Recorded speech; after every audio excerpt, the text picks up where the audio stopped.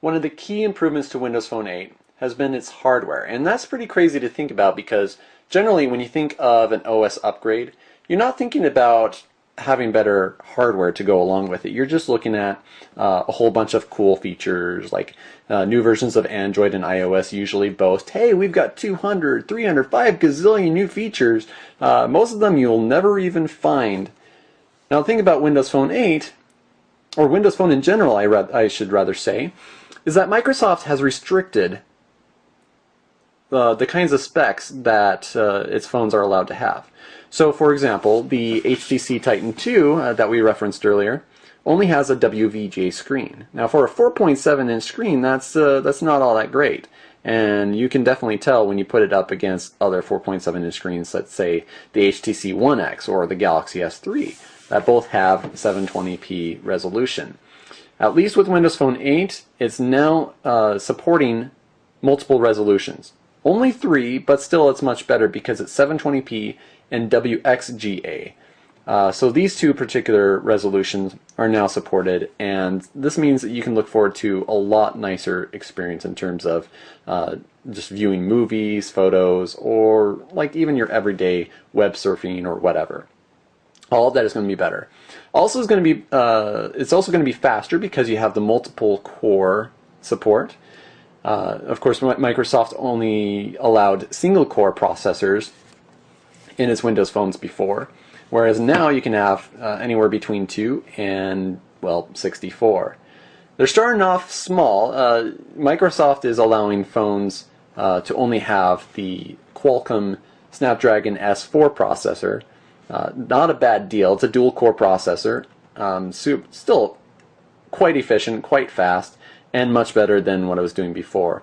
We're not sure exactly when we're going to start seeing quad-core or anything like that in Windows phones, but at least the support is there, and chances are we're going to start seeing it sometime in the near future. Now the other thing, there's a few other things actually. Micro SD support, the Windows Phone 8X here unfortunately doesn't have it. Must have been having to do something with just the beautiful sleek design that HTC came out with. We're definitely fond of this design, by the way. But microSD is certainly supported if companies want to take advantage of that and throw it in there. The last additional piece of hardware support to talk about is NFC, also known as Near Field Communications. Typically this is associated with mobile payments, where you stick your credit card information on your phone and you go up to a payment station and you can just tap your phone and it magically makes the payment for you instead of having to dig your wallet out. So the thing is, NFC is so much more than that. There are plenty of other things that you can take advantage of. It's just a matter of whether or not Windows Phone 8 chooses to do that. Now, one of the new features that's been added into the firmware is a wallet. Now, it's not a very original name, of course. We've seen Google's wallet, and it's actually very similar to that in terms of the mobile payment side. But there's also some elements of iOS Passbook in there as well.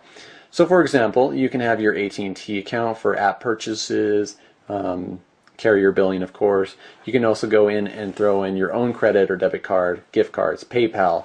You can even throw in membership and loyalty cards if you so desire.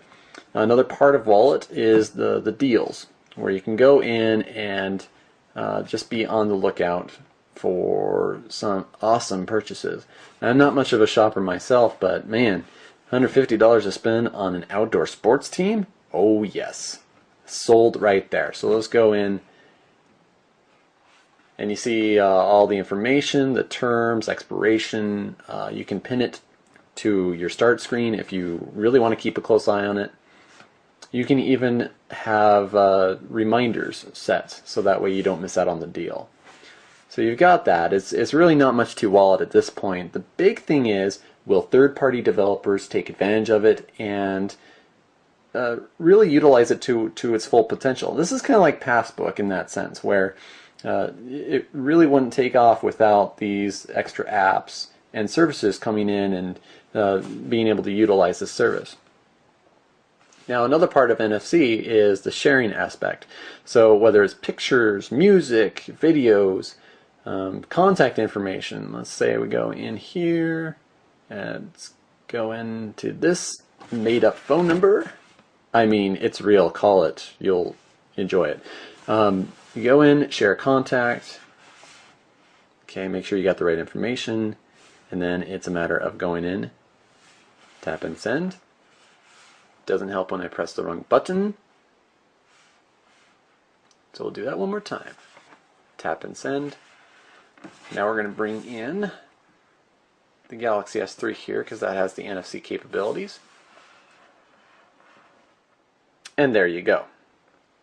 So that's just that's a few things that the NFC can take advantage of, and certainly as the technology evolves and third-party developers take advantage of it, we're going to see a lot more capabilities come out of it. So it's something definitely to look forward to. So another nice thing about Windows Phone 8 there.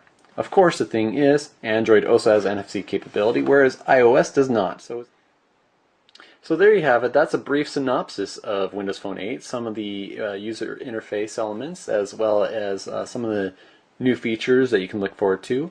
There are a lot more features, of course, added into this. There's new Nokia Maps technology built into it, into all of the Windows Phone 8 devices, which means this HTC phone is actually using Nokia mapping technology. So that's pretty interesting there. You can take advantage of the offline maps that Nokia devices have been known for a very long time. So it certainly makes it to be a nice improvement over the Bing maps that we had before.